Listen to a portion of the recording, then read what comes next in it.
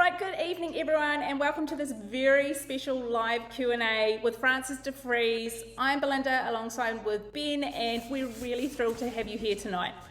Look, especially honoured to be joined tonight by you, mate. Professional footballer, all white, Auckland FC standout. Francis, brilliant to have you here with us, mate. Thank you so much for having me. Kind words. Look, big welcome to everyone who's joining us live on YouTube as well. Let us know in the comments where you're tuning in from. Feel free to pop any questions in there as well. Before we begin, we just wanted to take a moment to congratulate you, Francis, on the stellar 2024-2025 season. So, helping Auckland FC secure the league plate, being named in the team of the season, selected for the all-white squad, and also voted fan player of the year. That was great. Yeah, I got a vacuum cleaner out of it. So that was fun. But yeah, thank you. And to everyone tuning in, thank you so much for your support this year. You know, you guys have been a massive part of what has made us successful as a team. And I know we might talk a bit about myself today, but, you know, we did great as a team and you guys were all part of that. So thank you so much. Awesome. Okay, so Francis, let's start things off a bit light. If you hadn't become a professional footballer, what do you think you'd be doing now? Good question. I had some career aspirations when I was in high school. I remember writing them down. They were a bit weird. One of them was being like a dock worker, you know, like out in the huts, because I liked going for walks and stuff. One was being a radio commentator, because I thought that was cool. I used to listen to the radio. And then my last one, and probably what I would have ended up being, and I'm happily doing that right now, is coaching football, because I was already coaching in high school, doing some holiday camps and that, and for me that was already a passion back then. Like I really enjoyed passing on the knowledge of football and other things as well that I've learned throughout my career. That's awesome. I can vouch for that. I've done a lot of coaching and it's a cool place to be out there on the pitch with youngsters giving back, and it's awesome that you're doing that, mate. And I know you've got a lot of knowledge, a lot of skill that you'll be able to help a lot of kids with. In saying that, we've got a lot of questions that people want to ask tonight. Before we get into that, can you run us through your football journey for people who don't know it so much? I guess starting down there in the South Island, and it took a lot of twists and turns to where you are now. Can you share a little bit about that with us? Yep, I'll give you the journey in 2 minutes. Cool, so I started up in Christchurch. I hope there's some people from Christchurch watching this, because that's where my football started, and I was lucky enough to get some opportunities in that area, and like I wasn't in any academies until I was 15, so I wasn't making rep teams or anything, so I got used to that feeling of disappointment quite early and had some really good support from my parents to keep me motivated and resilient. When I got some opportunities, I went over to Europe when I was 17 and tried to play professional, and it didn't work out for me, so I went to the United States and went to university there. And that was a great decision. You know, it was really fun. I learned heaps about myself, but also becoming better as a football player. And then at the end of that, I got drafted into the MLS. And that's kind of funny how that works, because it's like a big show. They put their arms around you, you get this scarf, you're on TV, but then you show up 2 days later and you don't actually have a contract. So you come on trial, and I wasn't quite good enough to make the MLS team. So I played for the team below in the USL, the second division in America. Played one season, got injured, didn't play great, so I came back to New Zealand and I was quite down about my football. I wasn't sure if I wanted to continue, and luckily I was playing in Christchurch again for Canterbury and had some great friends on the team, started to love football again, and then had this opportunity to go to Sweden. And I didn't know really where I was going. I ended up in some town of 2,000 people in the middle of nowhere, playing in like the 7th division. So it was very amateur. There was like, you know, no one was getting paid. We were playing on these fields where no one was watching. So at the end of that period, I got some trials with some semi-professional teams, and that's where I played for 2 or 3 years, working part-time on the side, like doing different jobs, like fixing houses with ventilation and working in the factory. And my team got a really good coach. We got promoted a couple of years, and then I made the top league, and we became a professional again. And that's when I got called up for New Zealand. So I was buzzing. I was living my dream, achieving all my goals, and then I tore my ACL on my left knee. So that's a 9-month injury. That was the end of my professional career in Europe. I came back to New Zealand, was playing here in Auckland for Eastern Suburbs, trying to rebuild myself. And then Auckland FC came and offered me a contract. And that's how I ended up at Auckland, playing hopefully in front of all you guys. Awesome. Such a cool story, mate. And truly inspiring. And I think, it speaks to resilience, never giving up, a whole lot of courage. It's a big shot in the dark to head over to a place you don't know where you're going. But that sort of courage is what gets you there in the end, isn't it? Correct. You're probably listening to that, you're probably thinking there's at least 3 or 4 times where you could have given up there. Yep. And I had different ways of finding my way through it, but courage was definitely one of them, to take that step outside of your comfort zone and to test yourself to see what you're really capable of. Because sometimes you don't know that yet, and you have to actually commit to it before you do it with no guarantees. And then at the end of it, you can be proud of yourself of what you did. 100%. Mate, I have a million questions. I would chew your ear off, but He I'm really not allowed would. to. I'm not allowed to tonight. So, you ready for us to hand it over to some of these awesome people phoning in from around the country? Yeah, I can't wait. Brilliant. Awesome. Actually, he is legitimately being serious. I think he spent 5 hours with Eric the other day, and if I wasn't here being timekeeper. Anyway, first question, Otto, you are up. So Otto is a really keen 13-year-old footballer. Otto, what is your question for Francis? Hi, my name is Otto, and my question is, how did you stay motivated to keep going amidst all of the tough competition and setbacks? Great question. Otto, awesome question, mate. The way I kept myself motivated was I continued to set myself little goals. So, sometimes you have this big goal and it seems really far away, like maybe it's at the end of the season, or maybe it's in 2 or 3 years, or even further than that. And sometimes that can make you feel like, I'm not going to get there, or I don't have the motivation anymore. So what I did was almost every training session, I just had one thing that I wanted to keep improving at. And then that kind of built up over time. And I could, after every session, think about, did I do that or did I not? What did I learn? And then that kept me motivated for the next session, because then I thought, okay, now I can try this and I can try and get better at that. So I kind of built myself up step by step with those tiny little goals every single session. Awesome. Did you have a way of tracking that, mate? Yeah, I wrote it down in a notebook to start off with. Now everything, you guys all have computers and I do it electronically, but yeah, it is important to make sure that you can actually see it. Otherwise, it's easy to forget. So I would recommend everybody try that out, at least for a week, and see how you feel after you do it. Brilliant. Hey, thank you, Otto. Next question, we have Michael South. Michael's an Indonesian diaspora footballer. He's working towards playing college football as well in America, and he was actually coached by you, Francis, in 2023, so you might recognise the face. I remember, yeah, good man. Michael, what's your question? Hi, Francis. First of all, congrats on your season. My question is, what advice would you give to players who's wanting to play that high level? Thank you. You're welcome. So nice to see you again, first of all. Secondly, my advice would be to, continue to love the game, yeah? Continue to enjoy it, because otherwise that kind of passion burns out and you will not ever stay in the game. It doesn't matter at what level you play at. Secondly, I would say just become really clear on the things that you think you can work on. So get some feedback from your coaches, sit down, break down your big goals into little steps, and then, kind of track that all the time to understand how you can improve. And once you do that, you'll probably find you'll also be motivated to train more, and you'll be motivated to train more in a smart way.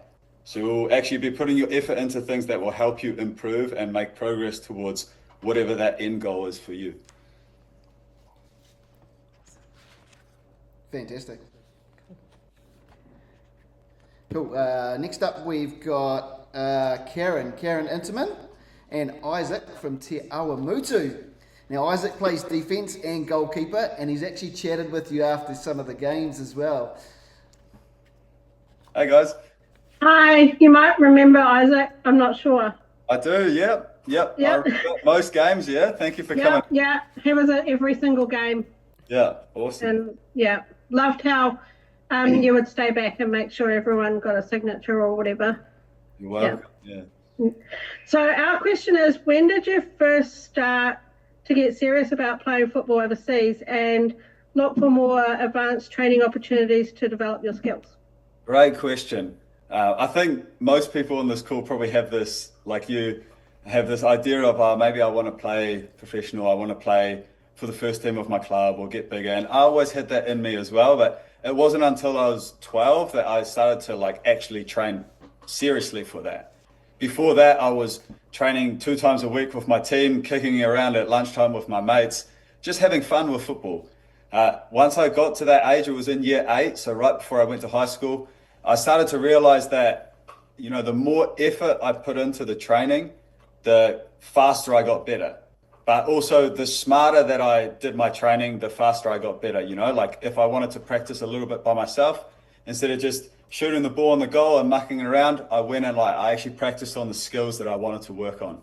So like passing it against the wall or defending against like one of my teammates. So that was probably the start of the journey at 12.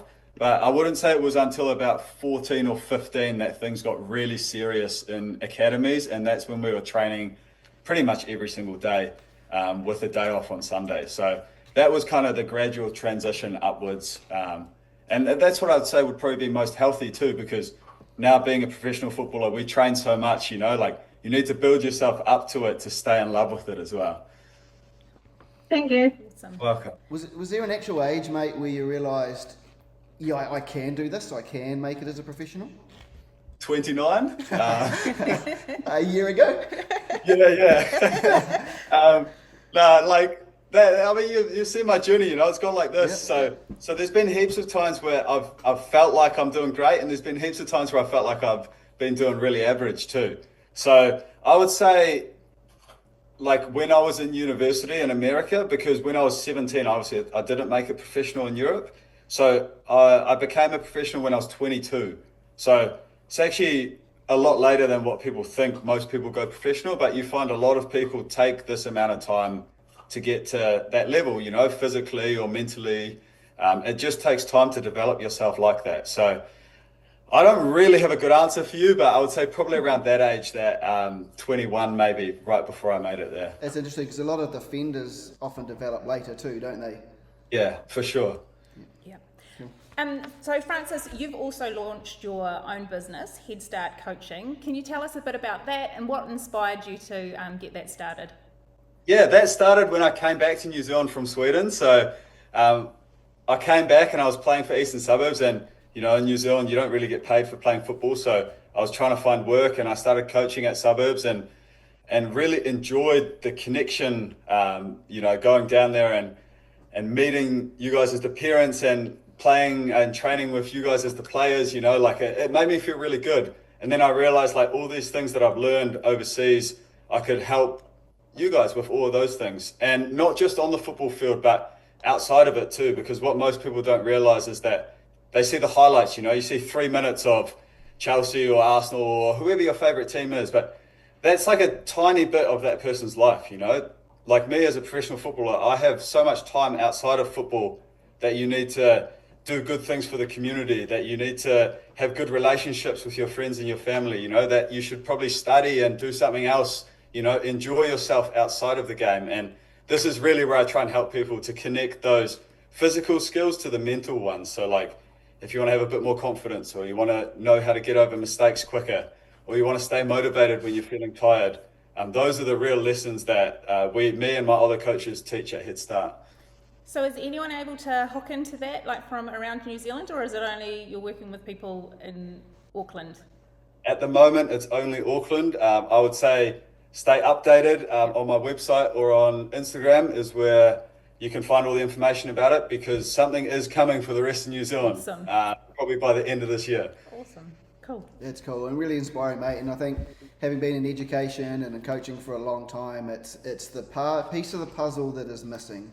Yep. And we're in a bit of a mental health crisis within New Zealand, within a lot of our teenagers. And I think sport is one of those avenues where we can really make a difference by bringing in things like you're doing. So big ups to you for doing that, mate. I think it's fantastic.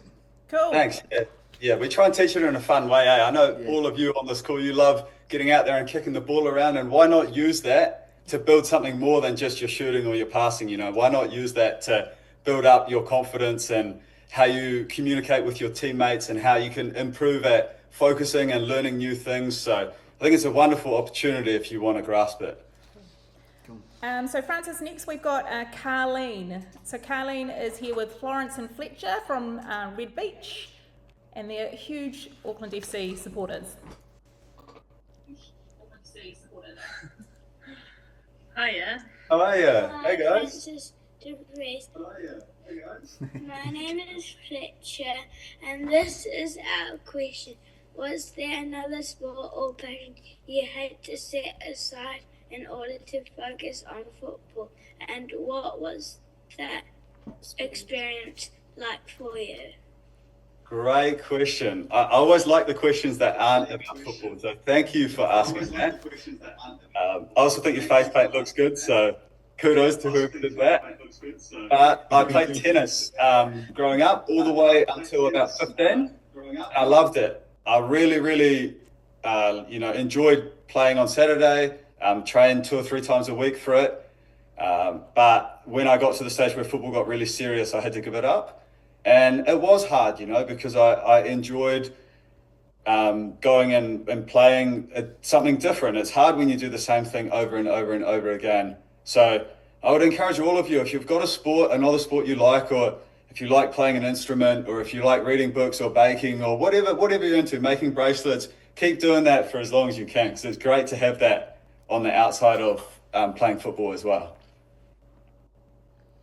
Brilliant question. We talked to these guys earlier, and they do everything, everything, like 10 different sports across the week. Oh, wow. Go, guys. Good work. All right, next question. Next, we've got Sam Pimpale, and this is on behalf of her son, Arth, who's nearly 8 and already super passionate about football. Sam, are you there? Sam was here just before, Sam, oh no, I think Sam must have dropped off. We might come back to Sam's question next. Carl, I know that you, Max, I know that you just spoke to Francis before we pushed record and all the rest of it, but I think it's a great question. So Max, are you able to come back on and ask that question again? Yeah, 100%.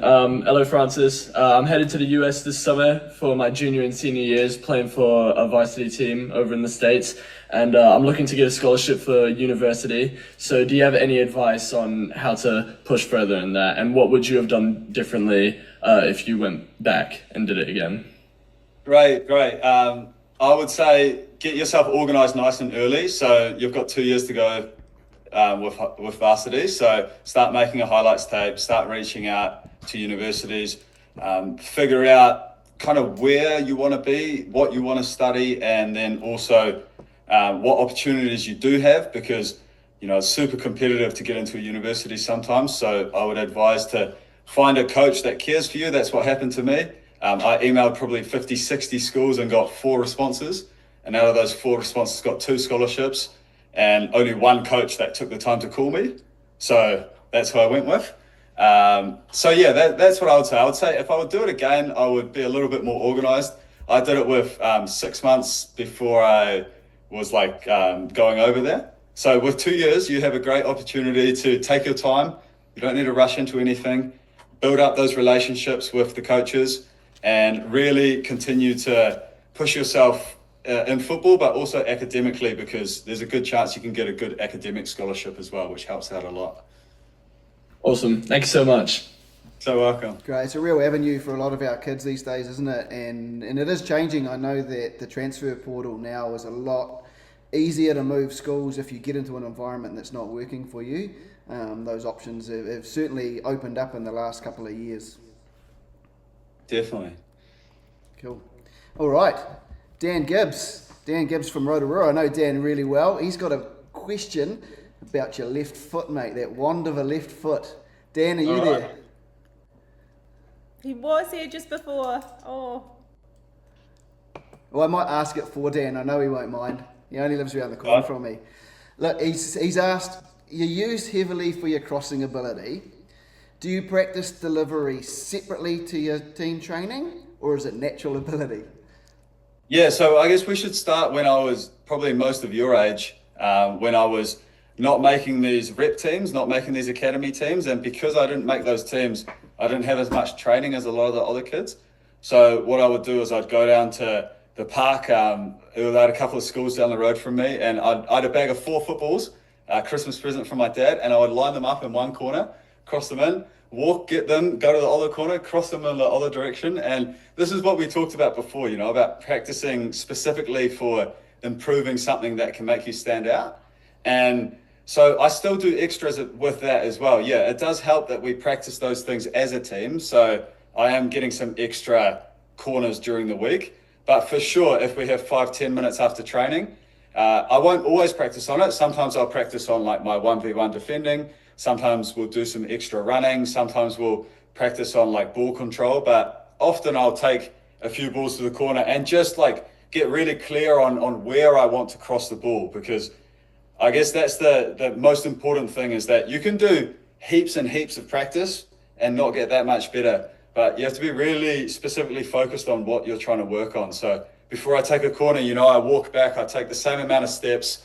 I like look in my mind where I'm going to hit the ball, and then you kind of have that feeling of how you hit it. And I just go through those 3 steps in my head before I do it every single time. And once you repeat that enough, then you start to gain that consistency that you see out on Saturday or Sunday when you're watching us play. It's awesome, and I guess that answers the question. It's not natural ability, is it? It's something that you've worked on for years and years and years and years to give yourself a weapon that keeps you in teams.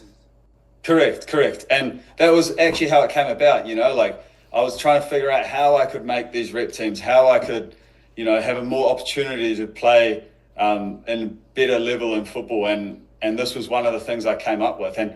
And it doesn't have to be exactly that for you, but that's what worked for me, you know. So I'll say just concentrate on 1 or 2 things that you think will help you stand out. But then the rest of your game and mindset also needs to be like pretty dialed in. So you can't just be super good at one thing and then like not defend for the team, for example. But yeah, having this like 1 or 2 little edges are super important. And that comes through repetitive, focused, purposeful practice. Brilliant. Thanks, mate. Awesome. Next, we've got Heiju. She plays football in Auckland for both school and club. Cool. Hi, Francis. Hi, mate. So what did your weekly training routine look like, and what did you do to balance them out? Great. So I'll give you 2 answers. Yeah, I'll give you my weekly training routine now, and I'll give it when I was like in year 11 in high school, because that's probably a good age for most of you here. Now, all of my training is with the team. So we train, usually if there's a game, you have the day after the game free, or you do recovery.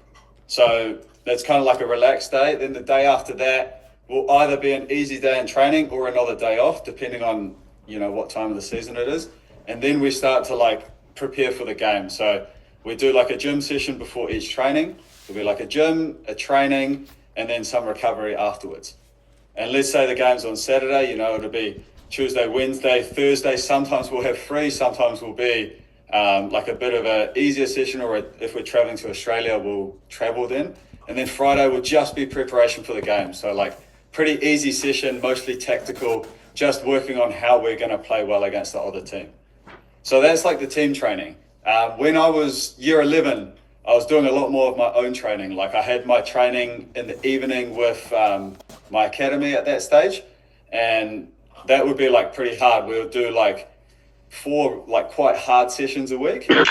So outside of that, I used to play 1 game, and I used to go to the gym twice a week, but not really lift weights, just like build up my body with like some good body weight exercises, stretching, foam rolling, good recovery things. And then I would do like, I would wake up once or twice early in the morning and like do some practice on like my skills before school, like 20 or 30 minutes. And that was like little juggles or little ball control exercises, kicking it against the wall, you know, just getting lots and lots of touches on the ball so that I like felt comfortable. And then if we didn't have team training, I would go to the park and I would do the practice my crossing and these kind of things. So you never Thank stepped you. out. Sorry, go on. Did you have another question there, Hiju?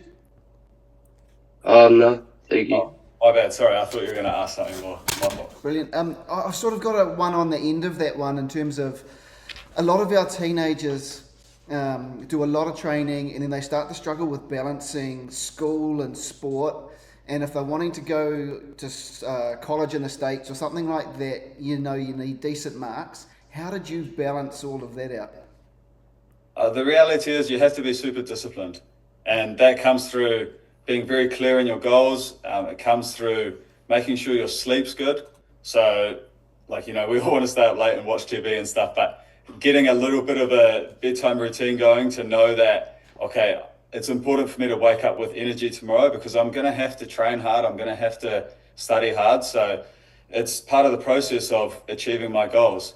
And then lastly, I would say, when you do have the chance to have spare time, like on the weekend and everything, get around other people, try and hang out with people.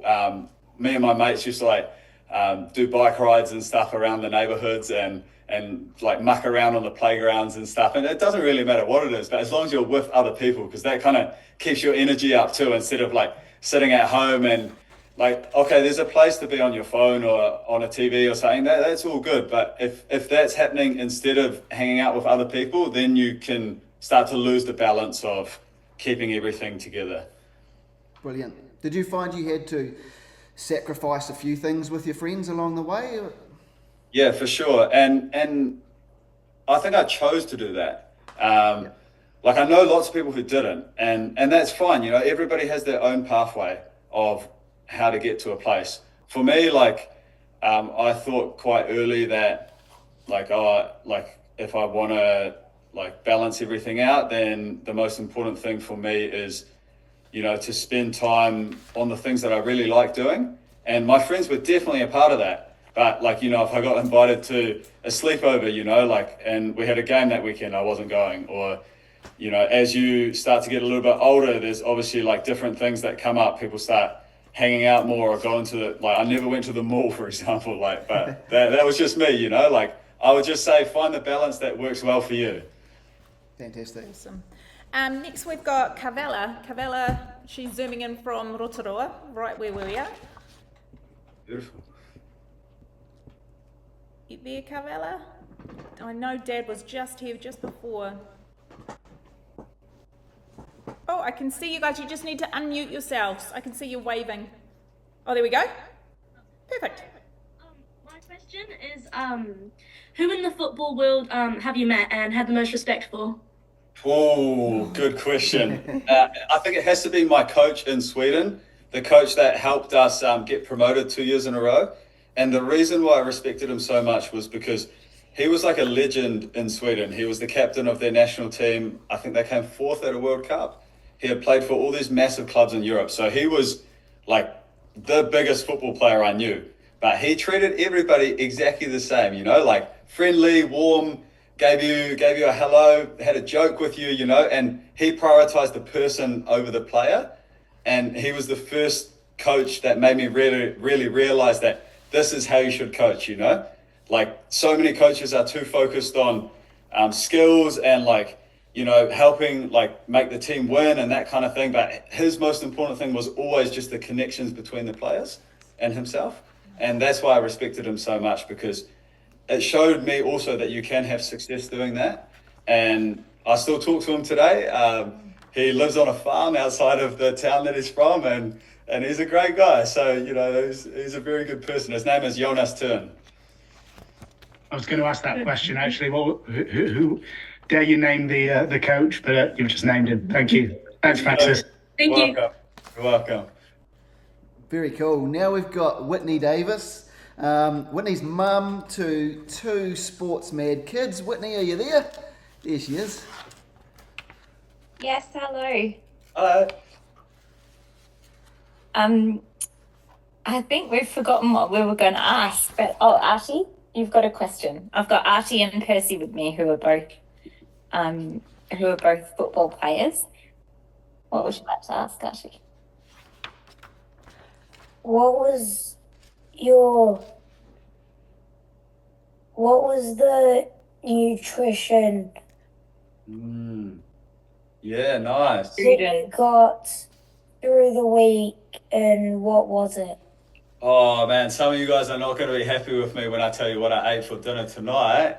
Who hates Brussels sprouts? 'Cause I had them for dinner tonight, but that's not. No, we just I try really hard to just eat real foods, and by that I mean like vegetables, fruit, meats, like, and then of course I eat like bread. I like bread a lot, like toast and that kind of thing. But the most important, or yogurt. The most important thing is that you kind of eat foods that give you good positive energy. And I find that these kind of foods give me energy that lasts. Like if I eat, of course I love chocolate too. I eat chocolate and my energy goes like this and I go like hyper for a bit and then I crash pretty hard. And that's tough to maintain when you're training so much. So of course I have it sometimes. But most of the time my nutrition is breakfast, lunch, like an afternoon snack and dinner. And all of those things will be based around what I said before. So fruits, veggies, eggs, rice, breads, meats, that kind of stuff. My question is, how would you be a good defender if you were playing against, a real team in a special cup? Ooh, good question. It's hard being a good defender sometimes, especially when you're playing against really good teams. I would say the most important thing about defending is to work together. So a good team is not just one person defending, right? It's making sure that everybody is helping each other out. So when I defend, I try to look what's the best way that I can help my teammate out.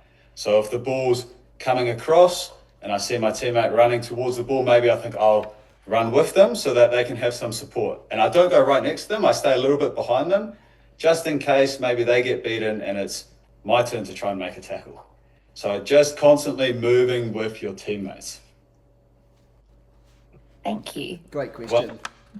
And I like being a fullback is tough, right? You're up against pretty much often the quickest, most attacking players in the opposition team. Yeah. If they've got you one-on-one, are there certain defensive principles that you're running through in your head, or? Definitely. Like we train on it a lot. So the stuff you see in games, it's just a small portion of what we work on. So all these situations where you see an attacker dribbling at me fast and I'm dropping off and my body position's really low and I'm using my arms to slow them down, those are things that we train all the time, each week, and our coaches are good at like helping us improve in those areas. So yeah, there are specific things that I'll think about for me, like especially important for me is I say front foot to myself a lot, which means that I like try and go like and actually go forwards and win the ball instead of just dropping the whole time. But I would say just figure out something in your head that you can say to yourself that keeps you focused and keeps you ready, so that when the ball comes in your direction or when you need to go and help your teammate, you can do that as a defender. Very cool. Awesome. So Francis, now we've got Jack from Papamoa. So Jack, what's your question?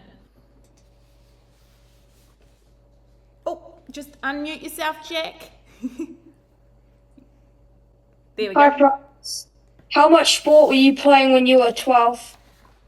Oh, good question, Jack. I was in Papamoa the other day, and it was beautiful. So you live in a very nice place. I played football 3 times a week. I played tennis twice a week, and I did cross country for school. So that was once a week. So that was my training when I was 12. Okay. Thank you. Thanks, Welcome. Jack.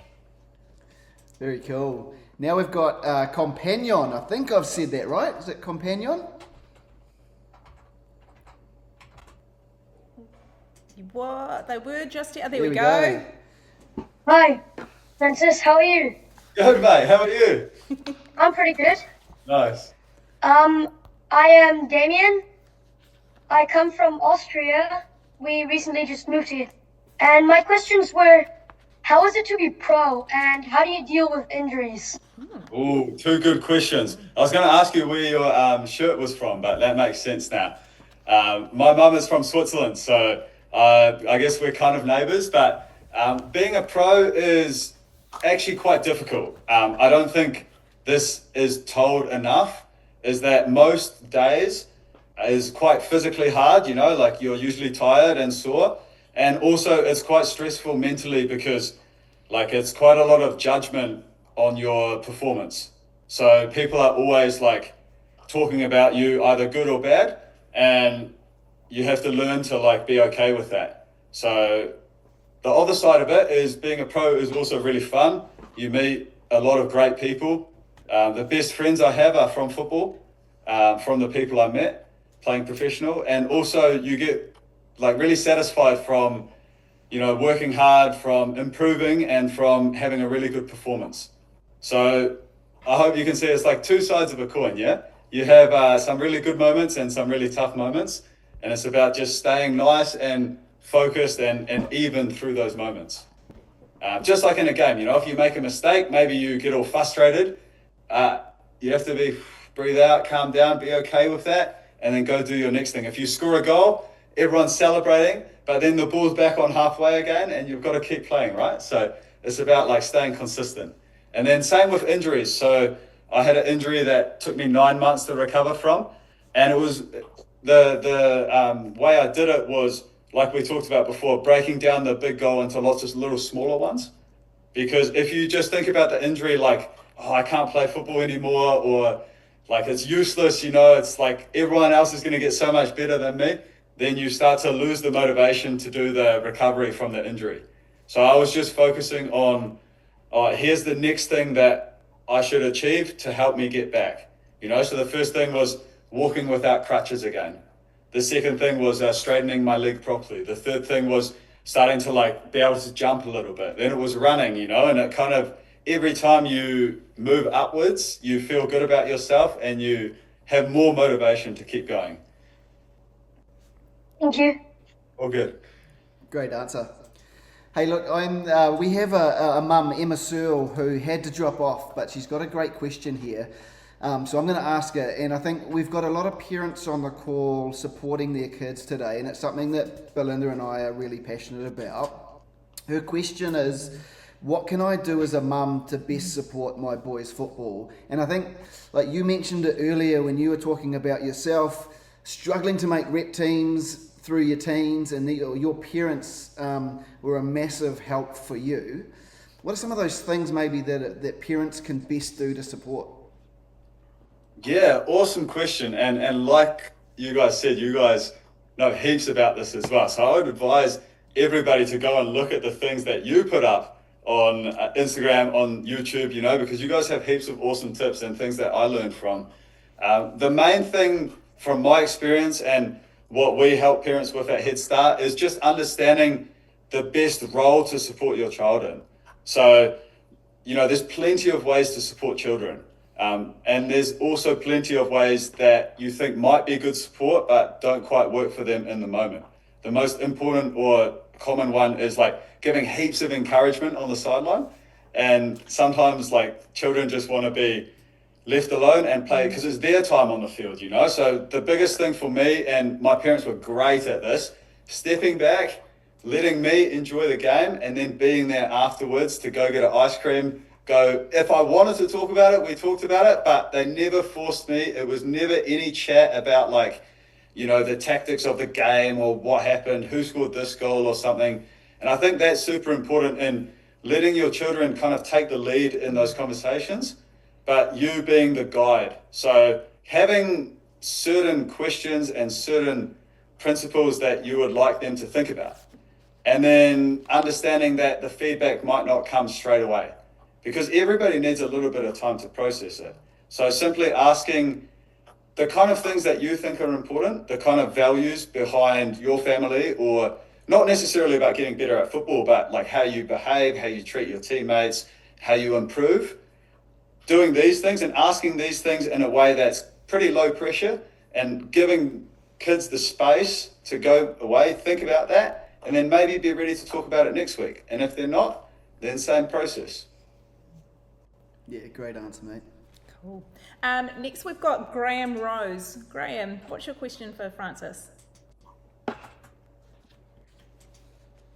Oh, just while we search for him. Oh, just unmute yourself, Graham. Awesome.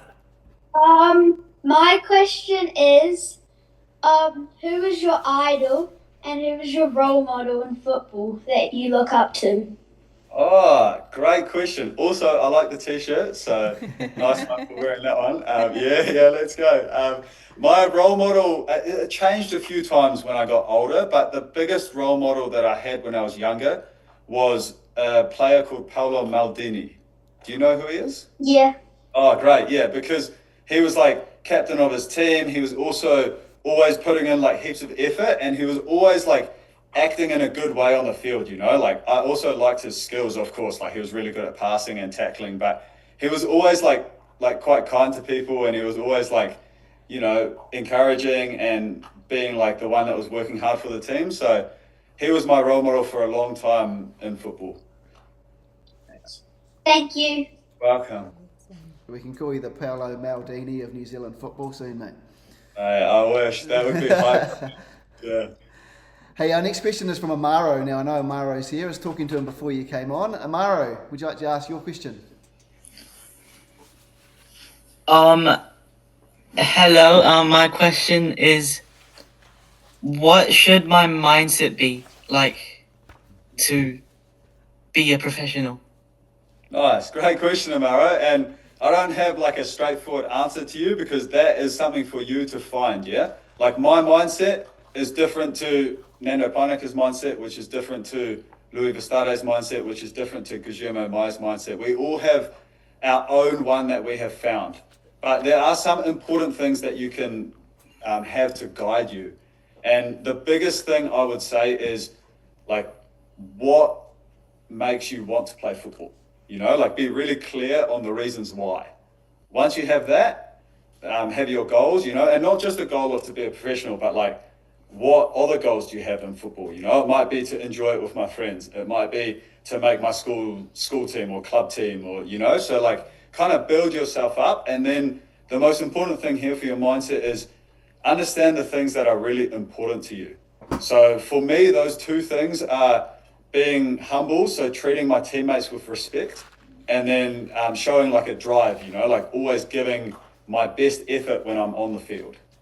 And like that's kind of like what guides my mindset. So I would say having a couple of just really important values, and then figuring out how to take your actions off them, that will make you stand out as a person and as a player, and will give you the best opportunities to, you know, do what you want to within football. All right, thank you. Welcome.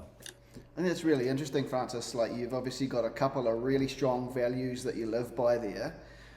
Did you have those as a teenager, or did you develop those in your 20s? Did you have someone help you with that, or did you just work out that you needed to do this yourself? I think I had aspects of them when I was a teenager, but I didn't know them in the way I know them now. You know, like it sounds so easy now when I say, you know, drive, and it means always giving my best effort, and those are the actions I take every day. But it did take me a long time to figure that out. I'd say it probably wasn't until my second or third year in Sweden, so I was probably about 25, until I got really clear on that. And once I did get clear on that, that's when my improvement went like this, because I was able to, all that effort that I'd been putting into training, I was able to direct it in a way that helped me stand out. And it makes me stand out in ways that sometimes you guys see playing, you know, if I do a good cross or if I do a good tackle. But all that stuff is actually built from having that clarity inside of you and having those values that guide your effort and your actions every single day, and not just on the field, outside of it too. Yeah. And for our young kids, that really stands out to coaches and stuff like that if you're looking at selection and things, right? Definitely. Like it's so easy. I remember when I was younger too to think, oh, it's only the kids that like score goals or dribble players that get into teams. But actually being a coach myself now, what I realize is coaches are often looking for players that are reliable, consistent, good teammates, And the coach knows that when they put them on the field, the player will give their best effort and their best intention to improve so that the team will do well. Awesome. Right, our next question is from Kai Verakamp. And Kai actually had a couple of questions if he wants to ask both of them. Yeah, hello. I'm a big fan. Like, I've talked to you a couple games after some New Zealand games. Nice. So I was looking you up in preparation for this, and I want to ask. I read that you were scouted into the AFPA Academy, and because I have no idea how this works, I want to ask you if it's possible you could talk about like how the procedure was. Like, were you like approached? Did some people talk to you, or like I just want to know how it works. Yeah, so great question. And it's a tough one to answer because this academy doesn't exist anymore. It was like, it was only when I was very lucky that this happened when I was 15, because that was like one of the first years I made a rep team, and my rep team was playing in a tournament for the South Island.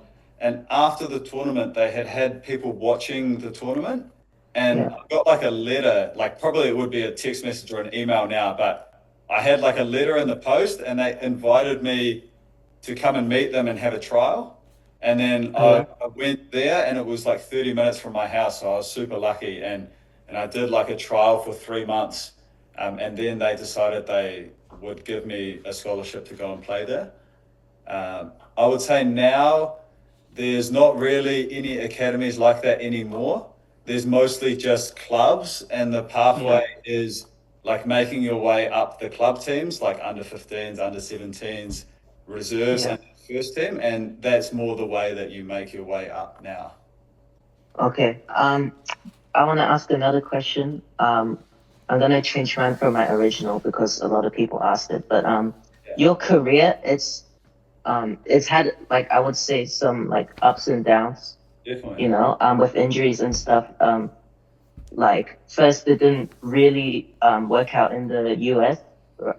And then like getting injured in Sweden and stuff.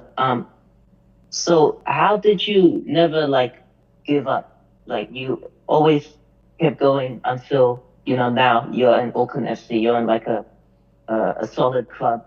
Like, I did that because I made football worth it just for playing football, you know? It wasn't worth it just for the outcome. Like, even when I was playing in Sweden at like the lowest level I've ever played at, I was finding a way to enjoy the training sessions, you know, laughing with my teammates, focusing on what I wanted to improve on, being satisfied from working hard, like getting tired and being proud of myself. So that's what I would say is the most important thing if you want to keep playing football for a long time. Because now it looks great, right? Like, I have this shirt behind me, I play for New Zealand, you know, like, but there was no guarantees of me ever doing that in those times where things weren't going well for me. And the only thing that kept me going then was the actual enjoyment of the different things around football, not just the outcomes of, you know, having a professional contract or something like that. Yeah. Okay. Thank you. All good. Brilliant. Hey, next one is someone I know fairly well, young Sam McFarlane. Are you there? He was a minute ago. You need to unmute yourself. It's actually my son. He's playing fullback himself. Good man. Hopefully the reason he's not answering is he's doing the dishes or something like that. But Oh no, Harry. Is he coming on? Are you there, Sam? Oh, you need to unmute yourself if you're there. No. There's a blank screen. Oh, should we? Not going to work. Oh, do you want to ask a question for him, Ben?